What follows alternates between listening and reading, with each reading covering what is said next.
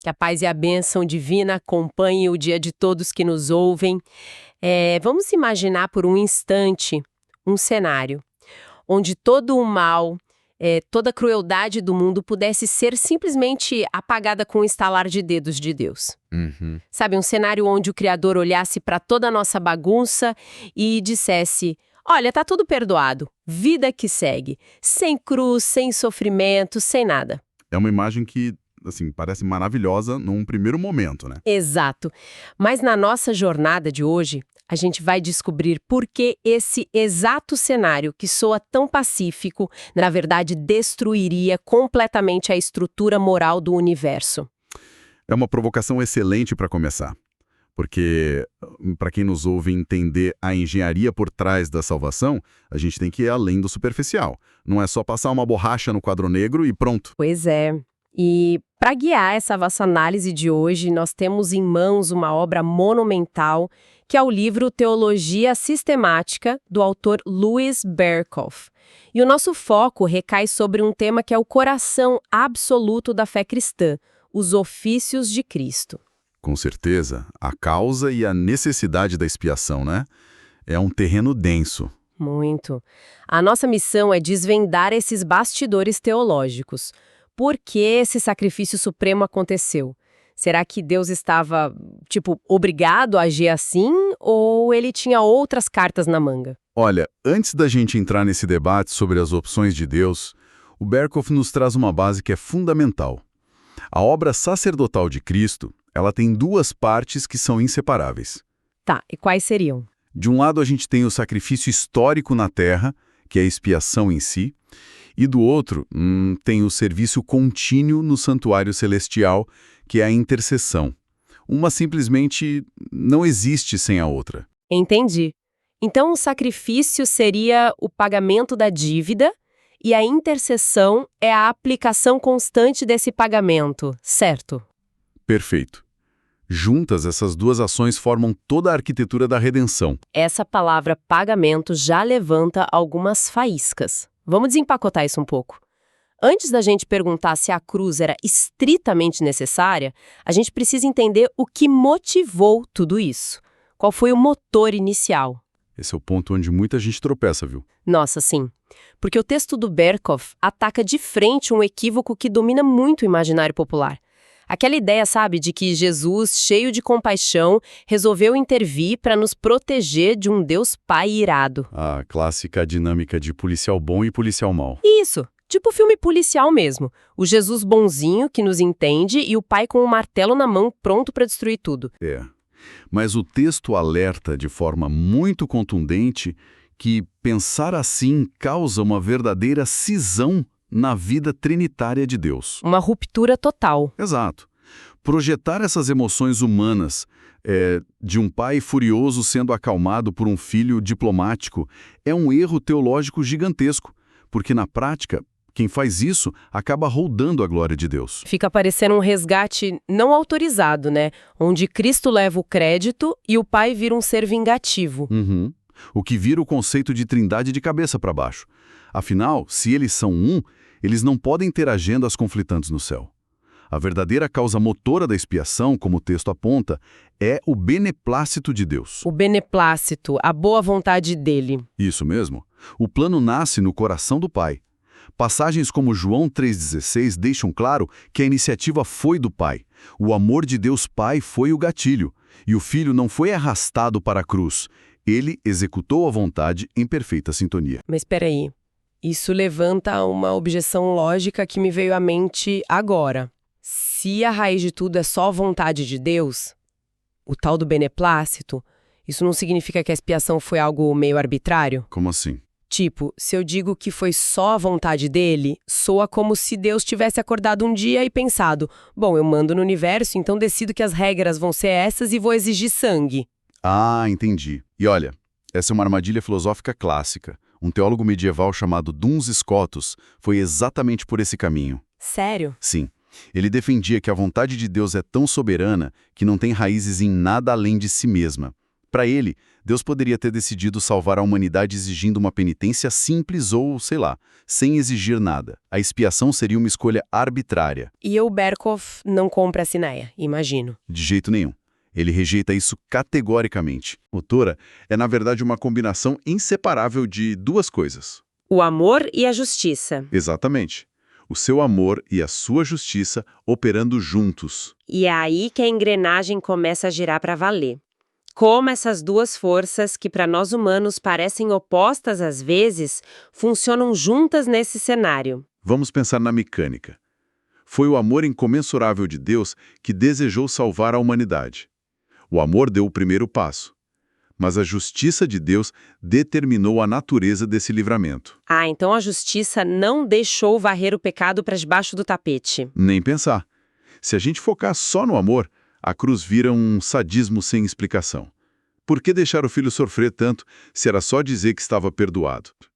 A beleza aqui é que a cruz é o epicentro onde o amor e a justiça colidem e se satisfazem. O amor fornece o sacrifício e a justiça recebe o pagamento. Nossa, faz todo sentido. Então, se a expiação nasce dessa fusão inquebrável, isso nos atira para o segundo grande debate do livro. Deus tinha que fazer dessa exata forma? O debate sobre se o sacrifício era estritamente necessário. Isso. E o texto mostra que não é só uma briga de palavras antigas. Isso molda como a gente vê a realidade. O autor divide o pensamento histórico em 3 grupos. Vamos olhar o primeiro? Os que dizem que não era necessário. Essa é a linha dos nominalistas de Socino e mais tarde de teólogos modernos como Schleiermacher e Ritschl. E para a gente não perder o fio da meada, nessa sopa de nomes difíceis, qual era o argumento deles? Pelo que eu vi, eles achavam que a lei divina era tipo um regulamento de condomínio, né? Deus escreveu a regra, então... Ele rasga a regra quando quiser. É uma ótima analogia. Para esse grupo, não existia a ideia de justiça punitiva no caráter de Deus. Eles achavam indigno Deus exigir pagamento. Então a cruz foi o que para eles? Só um exemplo de amor, uma reconciliação moral para inspirar as pessoas a serem melhores, mas não um pagamento legal. Eles viam Deus mais como um conselheiro do que como juiz. O que soa muito palatável hoje em dia. Uma religião sem dívida, só com bons conselhos. Mas o Berkov diz que isso esvazia o peso do mal. Agora, o segundo grupo me deixou muito intrigada. A necessidade hipotética. Ah, essa posição é fascinante. Eu achei quase um paradoxo. Porque estamos falando de pesos pesados da teologia, tipo Agostinho, Tomás de Aquino, Lutero, Calvino. Eles diziam que Deus poderia ter salvo a humanidade de outras formas, mas escolheu a cruz por decreto livre. É isso mesmo que eles defendiam. Sendo muito franca, imaginar toda aquela agonia no Calvário como sendo só o plano A de um cardápio divino cheio de opções menos estranhas soa bizarro. Por que mentes tão brilhantes diriam isso? A gente precisa entender o contexto deles. Calvino, por exemplo, tinha uma preocupação colossal em proteger a soberania de Deus. Ele tinha medo de que, ao dizer que Deus tinha que fazer isso, estivéssemos colocando Deus numa camisa de força. Subordinando o Criador a uma regra acima dele. Isso. Então, para garantir que Deus fosse visto como absolutamente livre, Calvino afirmava que ele escolheu a cruz porque quis, não porque estava encurralado. Faz sentido se a gente pensar na defesa do poder de Deus, mas mesmo assim, se tinha um atalho, por que o caminho de sangue, sabe? E é por isso que o Berkov e a teologia reformada posterior adotam a terceira via, a necessidade absoluta. Essa visão de Ireneu, de Anselmo, no livro Por que Deus se fez homem, e de teólogos como Voitius. Que corrige aquele medo do Calvino, né? Exato. Eles explicam que a necessidade não é uma força externa oprimindo Deus. É uma necessidade gerada por quem ele mesmo é. Perfeito. Negar a necessidade absoluta é dizer que a justiça punitiva não faz parte do cerne de Deus. Ele não pode simplesmente desligar a sua justiça, assim como não pode desligar a sua onipresença. Então a natureza de Deus reage inevitavelmente contra o pecado. Irrefreavelmente. Para perdoar mantendo-se íntegro, a punição precisava ser absorvida. Não tinha cardápio de opções. Era a única engenharia possível no universo moral. Que nos coloca diante de um desafio prático enorme.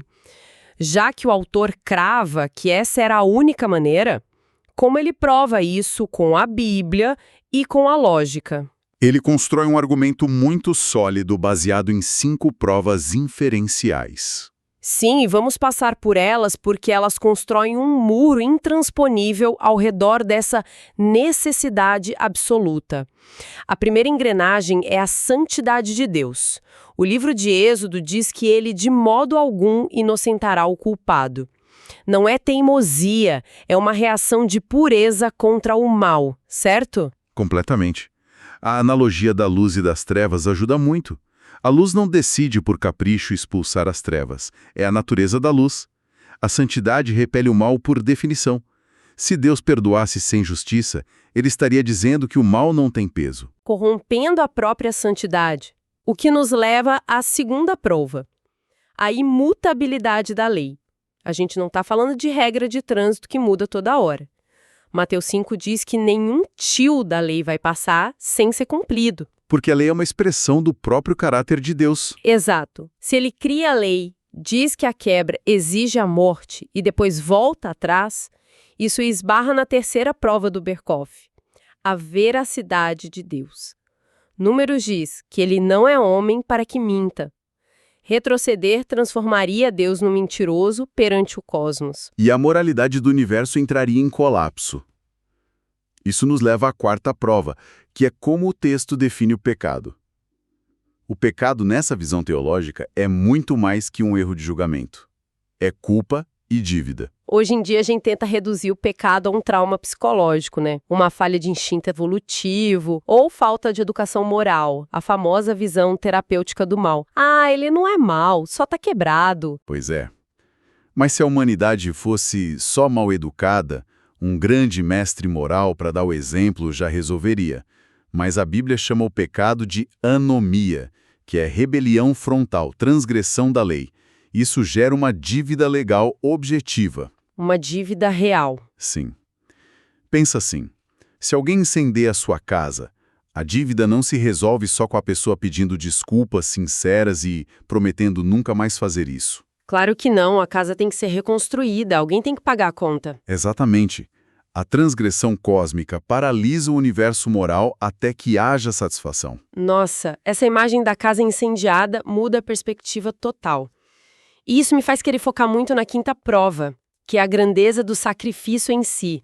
O texto traz uma citação do Dr. A. Rod que me fez até parar a leitura. Ah, essa citação é fortíssima. Muito. Ele diz: Deus não teria feito do seu filho um sacrifício de brinquedo para satisfazer um capricho.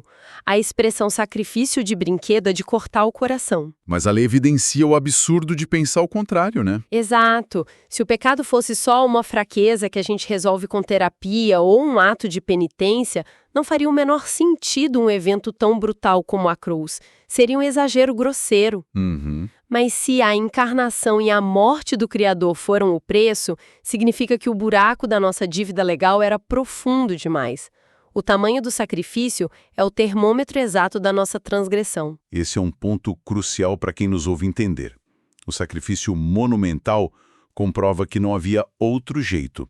O universo moral exigia um substituto infinito para pagar uma ofensa infinita contra um ser infinito. Só que toda essa solidez jurídica incomoda muita gente hoje em dia.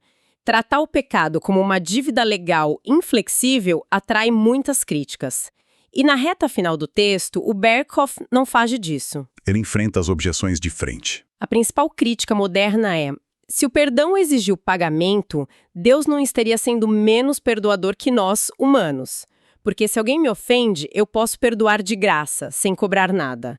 Deus exigir pagamento não faria dele moralmente inferior a nós. Olha, esse é o argumento favorito de muitos pensadores seculares. Mas o autor mostra a falácia gigante aí. O erro é misturar as categorias. Comparar Deus a um indivíduo lidando com uma ofensa pessoal é um erro primário. Porque quando a gente perdoa alguém que nos magoa, a gente age só em nosso nome, né? Mas Deus é o sustentador moral e o juiz supremo da criação. Isso. Sabe, me vem à mente a diferença entre um pai de família e um magistrado. Vamos imaginar um juiz super íntegro. Um dia, o filho dele é pego num crime grave de corrupção. E o caso cai no tribunal dele. Em casa, como pai, ele chora, abraça e perdoa o filho de coração. A relação íntima é restaurada ali. Certo. Mas no dia seguinte, no tribunal, ele veste a toga. Como juiz do Estado, ele não pode simplesmente dizer: eu te perdoo, vai para casa. Se ele faz isso, vira corrupção judicial. O sistema desmorona. A beleza do argumento do Berkoff é que Deus veste a toga, exige a sentença máxima, e aí ele desce da cadeira de juiz e paga a própria multa com a sua vida. Essa analogia do juiz captura o paradoxo perfeitamente e mostra algo que tribunal nenhum faz: o próprio juiz se tornar o sacrifício. A exigência de justiça não torna Deus inferior, é a maior prova da perfeição governamental dele. E ainda tem aquela outra objeção do autor David Smith, né? Que diz que a teoria penal cria um abismo entre Deus e Cristo. Sim, voltando àquela ideia de que o pai é o algoz frio e o filho a vítima bondosa. Mas o Berkoff mostra que a trindade não se fragmenta.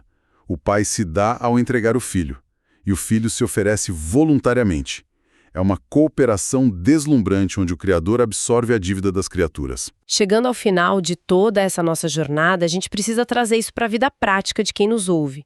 Por que entender a necessidade absoluta altera o nosso dia a dia? Porque nos vacina contra a superficialidade. A gente vive na era da graça barata. Se a gente acha que Deus só esqueceu os nossos erros, o perdão vira trivial. Mas entender que a nossa rebelião gerou um débito tão imenso que exigiu o dilaceramento do próprio Filho de Deus. A ficha cai, né? Exatamente. O mal não foi ignorado. Foi esmagado com extrema integridade. Saber a imensidão da nossa dívida legal e o preço pago nos impede de viver de forma leviana. A gente passa a ter uma gratidão profunda. Uma justiça inegociável colidindo com um amor incompreensível. A lei satisfeita e o transgressor resgatado. Isso não deixa pontas soltas e lança um desafio enorme para nós. Se na cruz Deus equilibrou essa justiça absoluta com um amor escandaloso, como a gente reflete isso hoje? Equilibrar justiça e amor nos nossos lares, nos nossos trabalhos. Pois é. Como ser pessoas que não fazem concessões à injustiça, mas que são radicalmente amorosas com quem erra. É uma tensão altíssima, mas é o chamado que deriva dessa teologia. Fica aí esse convite imenso para a nossa reflexão diária. Com certeza, um desafio para a vida toda. E olha, para quem apreciou a profundidade dessa obra do Louis Berkoff e quer entender mais as engrenagens da nossa fé, eu informo com muita alegria que teremos um novo episódio focado nesse mesmo livro, A Teologia Sistemática. Ainda temos muitos desdobramentos para desbravar juntos. Eu já estou preparado para continuar essa análise. Maravilha! Agradecemos imensamente a honra da sua companhia, do seu tempo e da sua curiosidade conosco até o fim.